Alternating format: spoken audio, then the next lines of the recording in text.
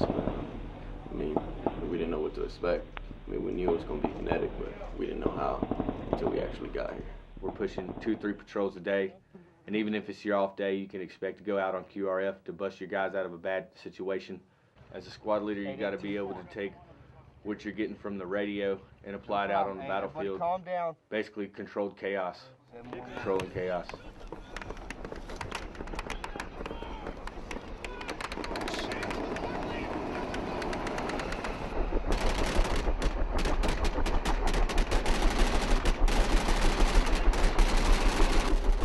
You just replay it in your mind over and over again.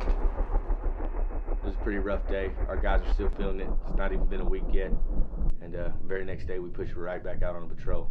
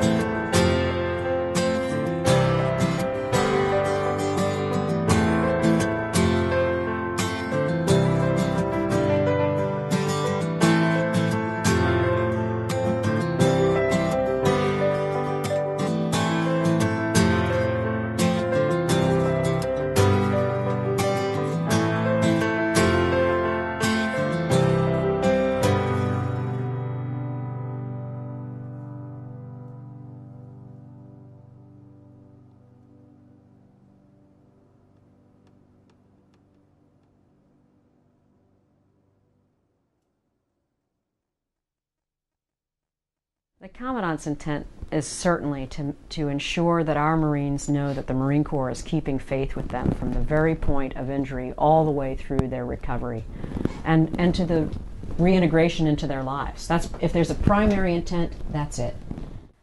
I am Sergeant Kirsty Ennis, 6199, aerial gunner. Kind of just started out like any other day. Everybody was pretty much jumping. Like, everybody's nerves were going, and we were all so excited because we knew something was going to happen. My name is Sergeant Anthony McDaniel. I'm an 0811 artilleryman. I was the point man for my squad. August 31st, it was nothing out of the ordinary. We went out on a patrol to a crossing point. I went out, checked out an IED area. Staff Sergeant Mark Zambon. I'm a 2336 explosive ordnance disposal technician. We drove down with the squad of Marines mounted in vehicles. We had moved through a previous explosive breach that was done on a mud wall maybe a week prior to that point. My name is Sergeant Julian P. Torres, 0331 machine gunner. Pal says, hey, you know, what's that in the bushes? I'm looking for a pillbox. I'm looking for a machine gun nest. I'm not looking for IDs. Upon coming in to Nowzad, we had experienced a few problems. We all kind of knew what was going to happen. I went out, checked out another IED little area. It looked like it was something there, but you couldn't really tell from just the terrain. We went on foot with a squad that was escorting us to the scene of where the gentleman had found the exposed command wires. I mean, we're all vigilant, but you can't be 100% of the time. I told everybody before we went out, I was like, you know, I'm gonna do my best, you know, to make sure that nobody gets hurt while I'm out. You know, if anything happens, it'll happen to me. We checked out our toolboxes, our flight gear, our guns, and I was providing rear security for my machine gun because my platoon sergeant was with me and he was taking point. So I fell in back to hold the rear for my machine gun, Cody. He ended up stepping over the switch. The squad leader that was behind him stepped over the switch. My two guys on my team that were in front of me stepped over the switch. I'm looking around, cross over the wadi again. And then I was like, man, there ain't shit here. I walked over, I found it, and I stood up to walk off and let everybody know that I found another IED once I took one step away from it. And then when I crossed it, and I jumped over again and stepped on it.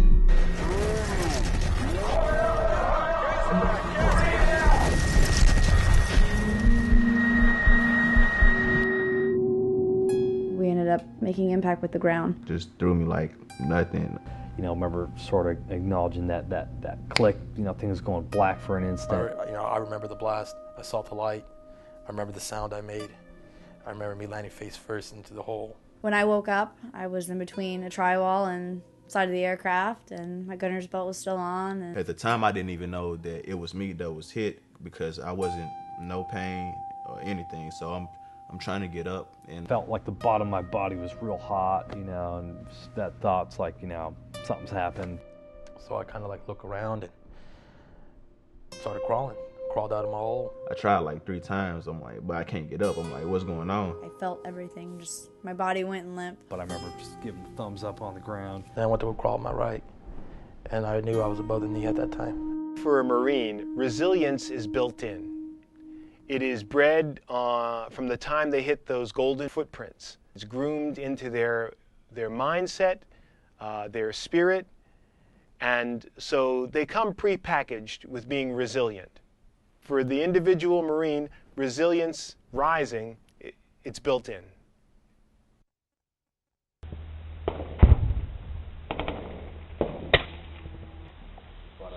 You know, ever since I was a little kid, probably starting about 10, 11 years old, you know, my dad reloads his own ammunition and so forth, so we always had, and we black powder hunt, so a good stock of smokeless powders, black powders at home. You know, so I've always had an interest in explosives and fire and destruction and so forth, and so as soon as I figured out that, you know, you could do that and get paid for it, you know, I was basically sold at that point. I grew up in Pascagoula, Mississippi. It's on the Gulf Coast. The reason why I went into the Marine Corps was when I was in college. I was playing basketball in college, and I couldn't play basketball the next season coming up. 2 weeks later, a recruiter called me from the Marines, and next thing you know, I was signing a contract, heading out to Paris Island. Ever since I was a little girl, I always knew I was going to join the Marine Corps. I have 3 Marines in my family history, to include my mother and my father. We lived out in 29 Palms for the first 6 years of my life. It was always something that I aspired to be like. I saw my mom come off the yellow footprints, and I just knew in my heart that's what I was going to do. You can feel it when you walk into the home. You just feel the love. And this house is full of encouragement. It's full of nurturing. It's full of possibilities, potential energy. This house is love. When we went to Hawaii and there was a split, they asked, you know, who wanted to be a machine gunner. Like, sure, I can do it, you know, and I love it. Yeah. I mean, to me, that's the best MOS in infantry too. Being part of Dust Up is being out there to support the troops and to save their lives if we need to. Go out anytime, day or night, to pick them up out on the battlefield. I couldn't see details no more, you know. I just saw, it was fluorescent lights, like as if I was in the light bulb itself and I was looking out and all I saw was shadows. There's a rush of adrenaline because you don't know where you're going or what you're doing. I remember asking for some sunglasses because it was so bright.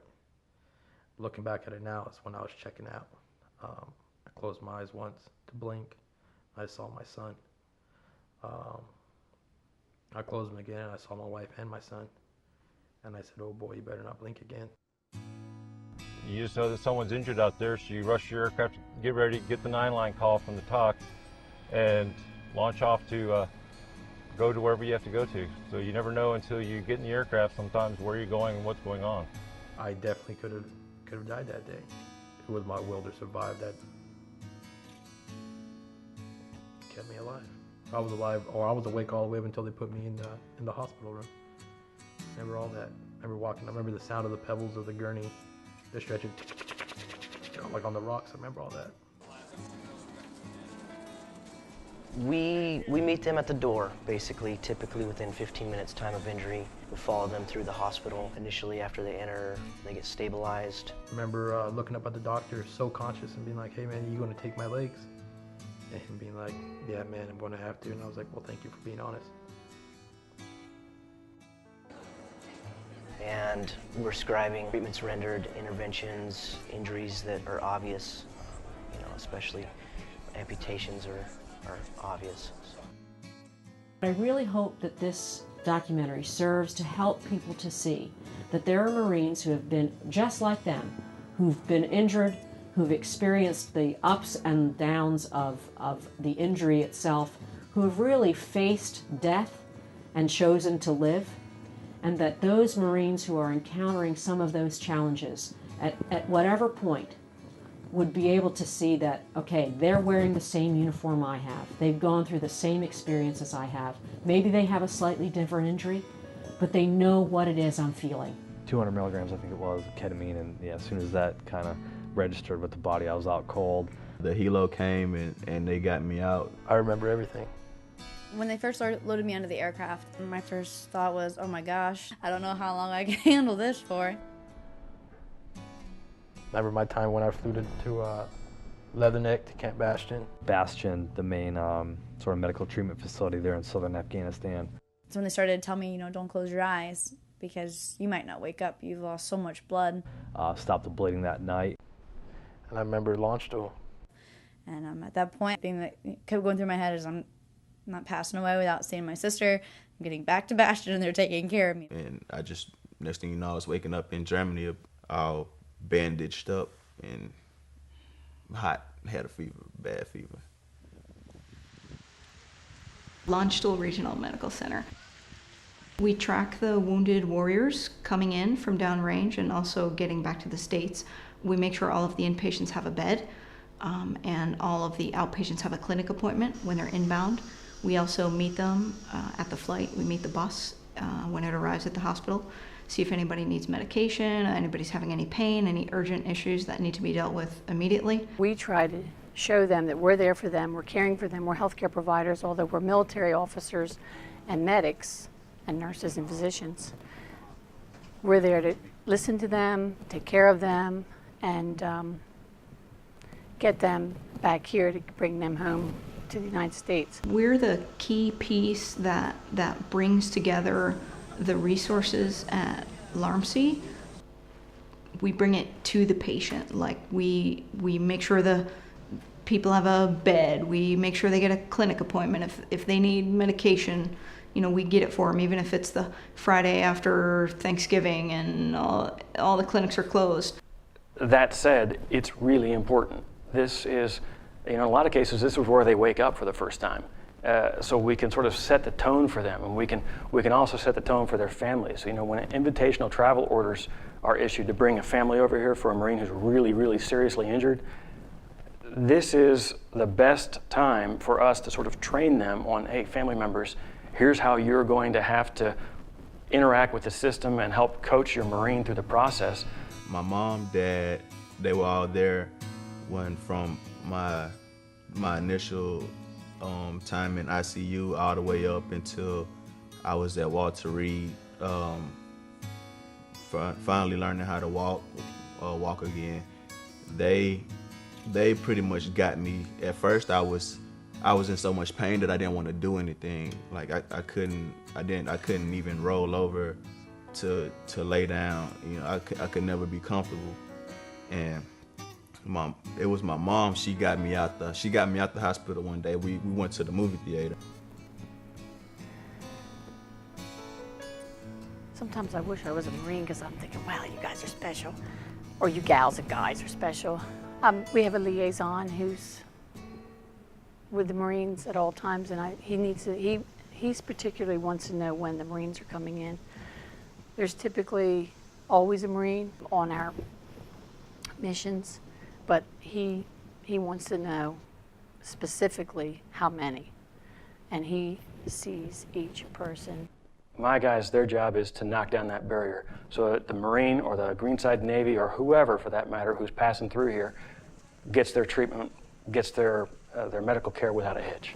I've got such a fantastic team of Marines here. They're also all volunteers. They realize what a great deal they lucked into. But a lot of them were looking and saying, hey, this is something I can go do. They've either deployed and now they want to go to Launch Stool because they had friends go through here. But they're all driven by the mission. They love it. They see each person, they speak to them individually. It's always a competition on our way to the hospital. I say to the guys, let me speak first, because I want to make sure I have accountability of all the patients I just deplaned.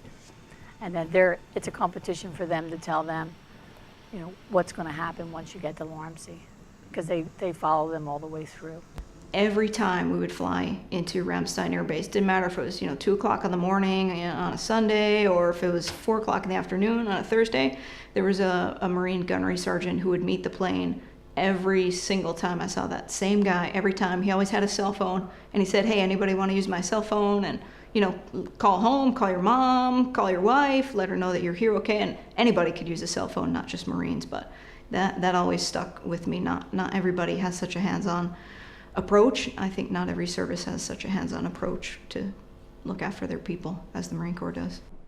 Really, I love being in Afghanistan, hooking and jabbing, but taking care of the men and women that are coming back from down there probably was even a better rewarding challenge that I had. And then to come out here and see them fresh off the battlefield and taking care of them, making sure they're getting everything set up, and probably more so meeting the families that are coming out to see their Marines and that aren't doing so well, and building a relationship with them. No words could ever describe that feeling and how rewarding it is. All right, typical day, we'll get a call from our liaison over at the CATSIF saying, hey, we got X amount of Marines coming in. Start preparing everything administratively. That goes from talking to units forward and rear deployed, letting them know, hey, we've got eyes on your Marine, making sure we get casualty reports out so headquarters Marine Corps can contact the families, and just sort of dealing with all that. When the Marines arrive here at Landstuhl, we make sure that we see them, even if they aren't cognizant, even if they're sedated and don't know what's going on. We make sure that we get hands on them, touch them, and let them know, hey, there's a Marine here for you. And that's important to us because throughout the whole process, from when they're injured in theater, they're going to be with a lot of Army and Air Force. And there may not necessarily be Marines or Navy corpsmen right next to them. So letting them know, hey, your brothers are here, we're going to take care of you. A lot of the times, it puts that Marine at ease. It just makes you feel like somebody cares, like you're all, like when you're deployed, all that you have is your deployment family, the guys or girls that you're out there with, and now you're broke, you're here, and they're still out there and you don't have anyone. You need to feel like somebody's looking out for you, somebody cares about you. Improvise, adapt, overcome. Those are catchphrases for a Marine. And so when and if an injury comes and they have to respond to that, what they have in their heart and what they have in their life and what they have in their training, again, rises up to the forefront. Now, they don't do it alone. They have other Marines. They have other support care networks, families, chaplains, nurses, recovery care coordinators that allow them to rise. None of these Marines rise alone. There's a network of care that undergirds each and every one of them, and I've seen it. So we make sure that they know that we're here for them, we're here for their families. When we've had families come over, when we have really sick individuals or we're not sure if they're going to make it, they'll fly the family here.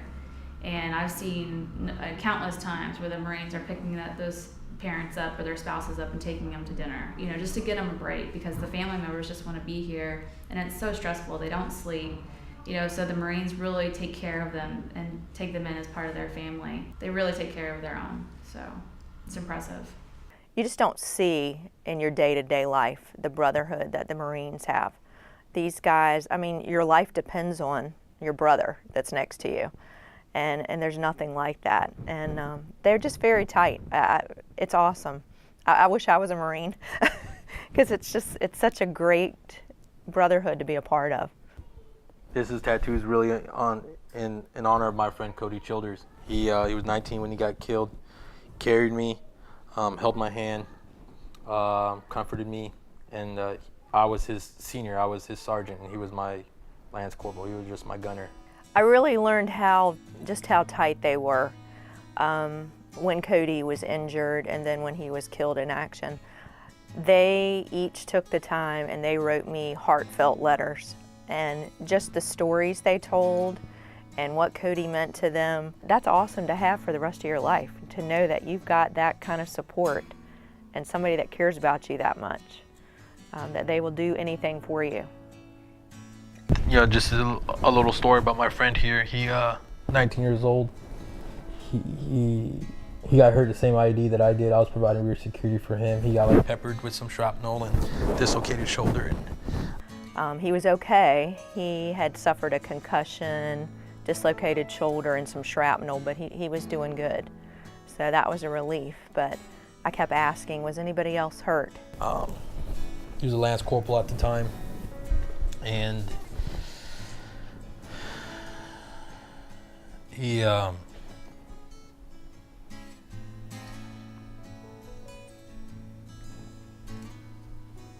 proud of what my son did. I'm proud of Julian. He carried me like on the stretcher and held my hand the whole time, comforted me, even though he had a dislocated shoulder, even though he was hurt himself. It's just so typical of Cody. Well, for one thing, you know, Julian, first thing he's yelling is, "Childers, you okay?" And you know, just to always looking out for Cody. It wasn't until the doctors separated our hands, like forcefully knocked our hands away from each other. And I gave him a thumbs up and I said, "Guns up, Cody." And that was the last time I talked to him.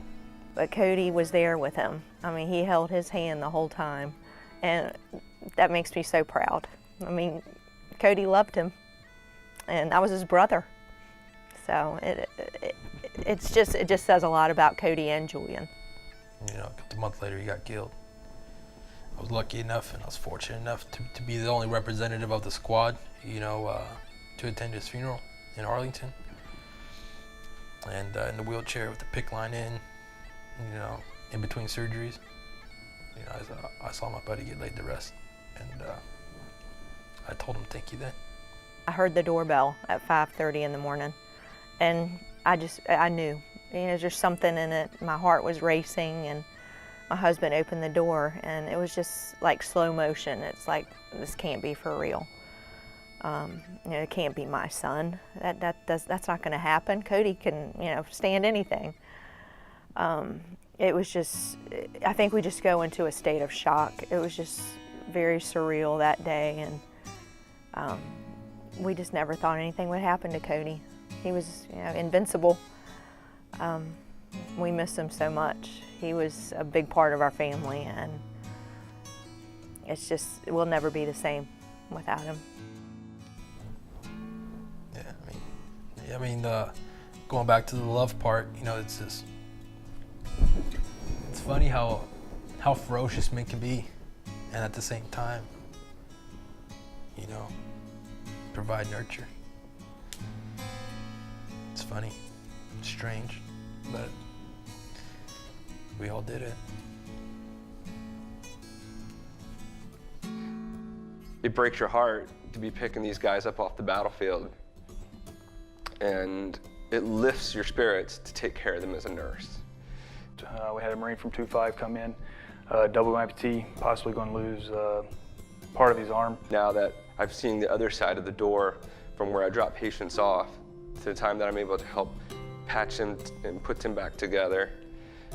And you go up there and they just take the trach out, they just take the tube out of his mouth, so his first words to me are, "Gunny, I want to get back in the fight." It's very rewarding. You know, there's a time in my career where I went from serving with the Marines to serving the Marine Corps now, to serving the men and women, you know, who meant so much to me my whole career. And I'm thinking, wow, here's this Marine, lost his legs, lost his arm, and first thing he's talking about getting back with his boys down range and continuing the fight. And so explaining to him his new mission is to get back, take care of yourself, so that when they're coming back, he's able to stand there, sit there at the flight line and welcome them back in. So being on this side of the doorway, from dropping patients off to taking care of them, it's extremely rewarding. You know, I wish more often we could have follow-up and see our guys and gals we took care of and see them in the future. We only usually see them in the ICU, but they usually come to us, and it can be really bad. They can come to us with, obviously, with multiple amputations and multiple injuries, and oftentimes they're not even very well conscious, you know. So when they leave here, they usually don't even remember their time in the ICU. But we do. And we remember, I remember many of our men and women that we've taken care of, and it's an honor. So we were seeing lots of different types, from IEDs to gunshot wounds to everything in between. Because if you can't handle that, you got to let me know, because everybody here is working on the same team, trying to do the same thing to get these guys taken care of and get them to their treatment facilities there. We're not here to sit there and just take care of them for long term. This is a kind of a fire and forget. Get them here, get them, save their life, make sure they can maintain their all their body parts as much as you can, keep them hemodynamically stable, which means keeping their blood pressure and vital signs good, and making sure that they meet the needs to be able to get them to the next facility, which will be their definitive care facility, they call it, and which means they'll receive all their care there, and also to make sure that we take care of family that comes here. I think the very thing that you just brought up, how at each step of the way, from the time they'll hit a theater hospital to the CASIF, to here at Lunsell Regional Medical Center, back to the pipeline, to Andrews. There's going to be a Marine each step of the way checking on them, making sure that they're okay, and getting them the resource and helping them make the connections to the next place they're going. I've not seen, having been a Navy chaplain working under the Army here, I've not seen another branch of service that has that same level of attention to detail and or focus on its personnel and makes those connections as firmly for them. That's some of why, as you stated, why am I here and how could I volunteer for this specific mission, is knowing kind of that ethos and that core. Knowing that they're going to be here within that short amount of time, and knowing that the key to survival and the key to rehab is that quick air evac flight home, makes us feel as nurses and medics and physicians that we're doing our job. Each individual Marine, in their journey to reintegrate or their journey to find this new normal, some will excel at it, some will struggle, and the challenge for a chaplain is to be there. I actually stepped on a pressure-initiated device in Sangin, Afghanistan, with 3rd Battalion, 5th Marines. Staff Sergeant Zambone came in as a CCAT. It's a critical category that we use for people that have been in an IED blast or major traumatic injuries. You have an injury like this, a very traumatic injury, that for me has been a very, very grounding experience and very humbling, as well as something that I've never been through before, nor do I know someone that's been through this, that's been through it more than once. I found out about his story. I looked up, he was actually, I came up there one day and I said, you were here like about 4 or 5 months ago. I said, yeah. He goes, yeah, I just came through here. I had a amputation of my 2 fingers in my hand. He held up his hand like this. That was in May of 2010. Completed the rehab in like 5 weeks, got good dexterity and use and so forth and feel back in my fingers. Then redeployed again in October 2010, and then 3 months into that tour, was blown up again. That being the 5th time I'd been blown up. First 3 in vehicles, the 4th was the detonator in the fingers, and the 5th I actually stepped on a pressure-initiated device in Sangin, Afghanistan, with 3rd Battalion, 5th Marines, and that one took both my legs above the knees. I was like, really? And I said, well, what happened? And he tells me the whole story. And my eyes just kind of gave me, I was like, how is it that you just came here 4 or 5 months ago, had an amputation, and now you're back down range, and and this happened? He goes, hey, it just happens, man. I wasn't gonna leave my guys out there, and I'm like, you know what? I said, that's motivating. That's definitely motivating to me. So from that point, basically jumped in the rehab process, came back to San Diego, same place where I did my rehab of my fingers at the Naval Medical Center, San Diego, a phenomenal medical treatment facility, and not to mention a great place, like geographically, to do a rehab in terms of climate and mountains and the ocean right there, to get back into the swing of things. I didn't realize what damage to my face, what it was. I knew I was in a lot of pain, knew my arm hurt, knew my leg hurt, knew my spine hurt, knew my face hurt, but I didn't know what exactly happened. It appeared that her injuries were severe enough that she needed to come home in order to fully recuperate and be fully reconstructed. I'm a triple amputee, bilateral above the knee. Both of my legs are above the knee, and I'm a left wrist disartic, so I'm missing my hand at the wrist. From my injury, I was under 2 months. I was already walking again on the shorty prosthetics. You walk like a penguin most of the time. But under 2 months, I was already back walking, and it was, I think, from people that were seeing me that was already there, they was like, he only been here like 2 months and he already walking. Like a lot of people, they don't even get out the hospital bed until like 3 months, and I'm already walking. It's not even been 2 months.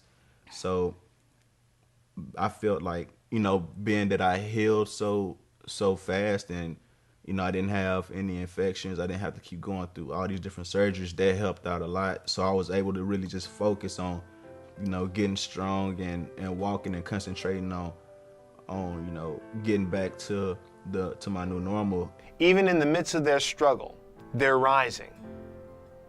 Because of what the Marine Corps has ingrained in their heart, their ability to rise, their ability to rise to the challenges that are before them. That's what term rising is all about. That it's an ongoing journey of resilience, an ongoing display of that indomitable spirit. We're the Department of Defense Burn Center, and that's what we do. We do burns here, and I don't think you can find anybody better in the world at doing burns than what we do right here. We do it here well because we love doing it. The ISR Burn Center here in San Antonio is the sole burn center for the Department of Defense. We are able to provide definitive burn care for casualties from all of the military services, regardless of where they're injured in the world, even if that means flying to transport them back here to the burn center. So on the burn flight team, we have a burn surgeon, one of our staff physicians here. We have an operations NCO that really manages the bulk of the logistical portion of the mission. We have the flight RN, who is also a CCRN. We have a flight LVN and a flight respiratory therapist. So when we go and go to the location where the patient is, we assess the patient and see what needs this patient has in terms of transport, what type of equipment we'll need, if the patient's stable, if we need to perform any sort of possible surgeries or procedures that will give us a better idea of the patient's clinical condition. And from there we will gather supplies and speak with the Air Force about specific equipment we'll need on the aircraft to transport the patient safely back here. Our capabilities include a 40-bed dedicated burn center that is able to provide comprehensive care for both acute and subacute burn injuries from the point of injury through their rehabilitation, restoration, and reconstruction. With Marines, I often see the attitude of, okay, what's the next step? And we achieve that step, and it's what's the step after that? And after some of our Marines see improvement, they want to know the 3 steps in advance, you know, to try to improve. And I think it's with all personnel, but specifically with Marines, I do see that their discipline, I think, is so important. And a lot of times we often say, I wish we could bottle that and prescribe it to other patients. They don't rise alone. That network of care that undergirds them, that walks with them in their journey, that takes them by their hand, that prays with them, that cares for them, that clothes them, that feeds them. This undergirding network allows them to rise as well. There's 2 units that are arrayed like we are, and it's Wounded Warrior Battalion East and Wounded Warrior Battalion West. And we both answer to Wounded Warrior Regiment in Quantico. And what makes us unique is that a typical, if we can say that, typical battalion or squadron has mostly Marines in it. And I will tell you that the staff here at Wounded Warrior Battalion East is made up of civilians. It's made up of medical personnel from Naval Hospital Camp Lejeune. We have contractors in the form of recovery care coordinators, federally mandated to synchronize the Marines' plan. And then we have section leaders that are Marine staff NCOs, mostly reservist, that are solely there to have a 1-to-10 ratio of wounded, ill, and injured to be the guide, if you will, as they navigate the transition process. Getting them into some kind of internship, so they learn, a trade or something like that when they get out of here, is very vital in their recovery and their future. Make them go to college, make them do things they're not normally wouldn't do when they're in the fleet, stuff like that. When they get here and they realize, I can't do the things that I used to do, they have that mindset in there when they first arrive. But as they start going through the recovery process and start getting their prosthetics and such, and they start interacting with a lot of the organizations that we have here, they start to realize that, well, I can still do this. I can still walk. I can still run. I can still swim. I can still go skiing. I can still play baseball. I can still play basketball. Just that change right there is very important for these Marines, because we're setting them up for success. We're setting them up to be productive Marines in society. Every one of our wounded warriors has a comprehensive transition plan.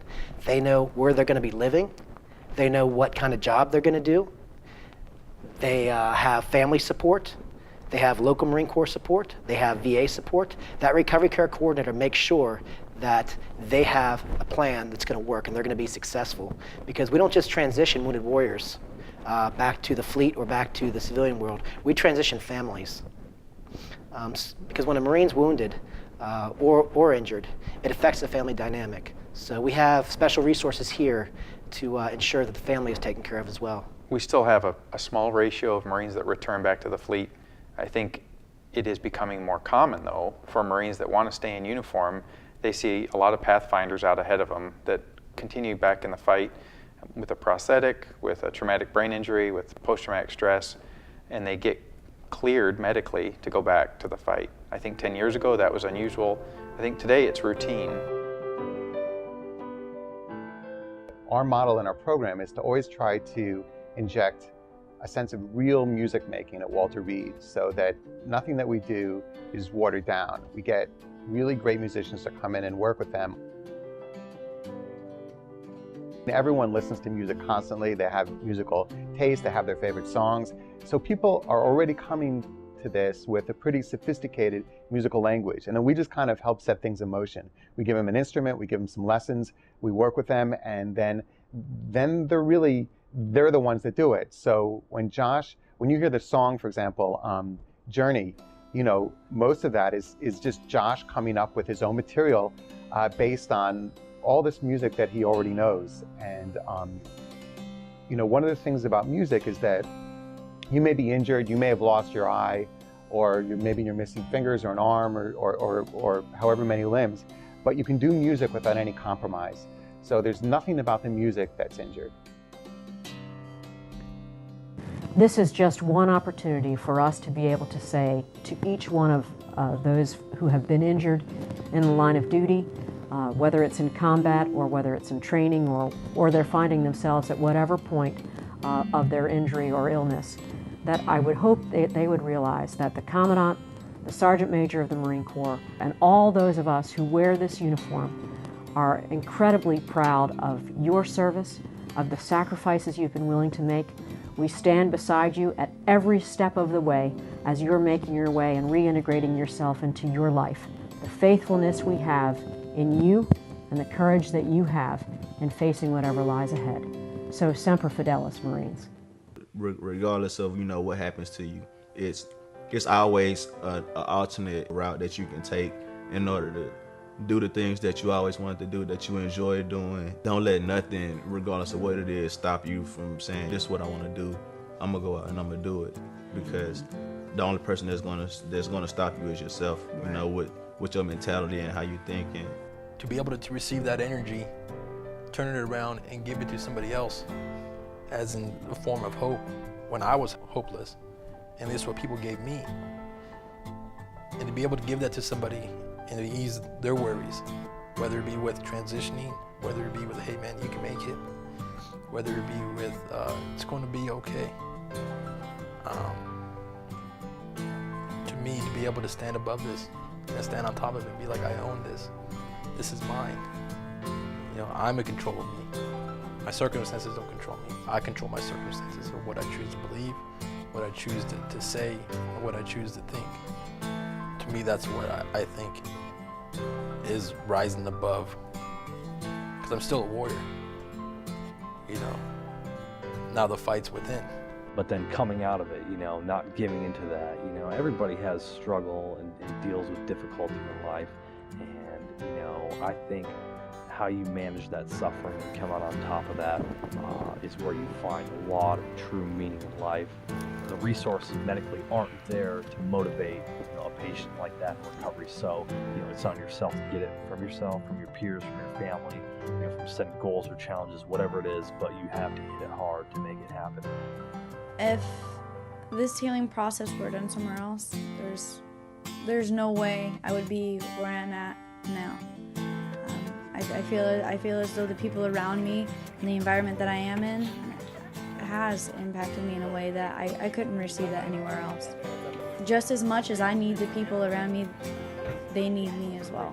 They inspire me, they motivate me, and they empower me ultimately. Since being here, I know that I'm not alone on this. There's not one of these guys that would let me be alone on this. We're all here to help each other ultimately.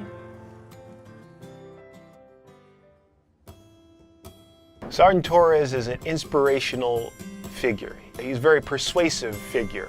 When you're in his presence, he's not going to let you stay down. If you are down, he's going to find a way to pick you up.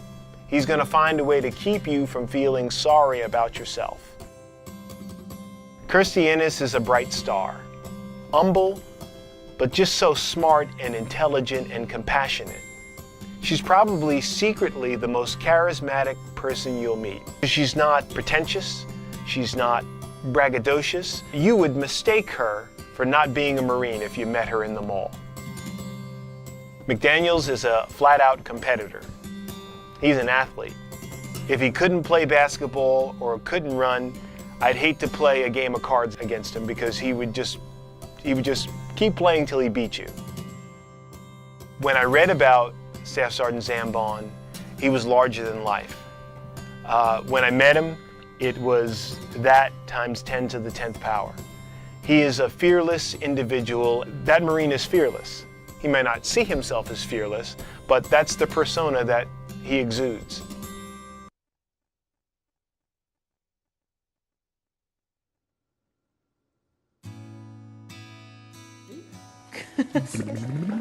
The things that entertain them.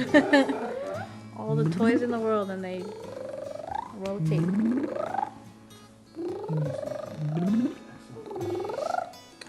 What's that up there? What is that? Wait, we're gonna do this. She ready, huh? She ready. Got that, huh? Ready? Ready? When he say action, what do you Action. Action. Action, go. Hey. Oh, there you go. Hey. Lazy, like this.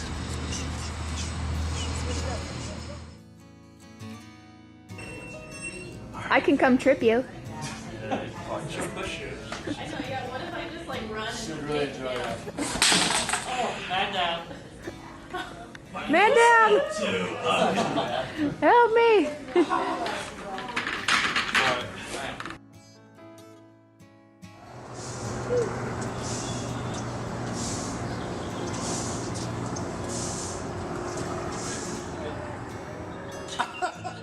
Each one of them has that vein of the indomitable spirit that's within a Marine. I see that indomitable spirit in each one of them, played out very uniquely, but it lives and breathes in each one of them. I am a rising warrior.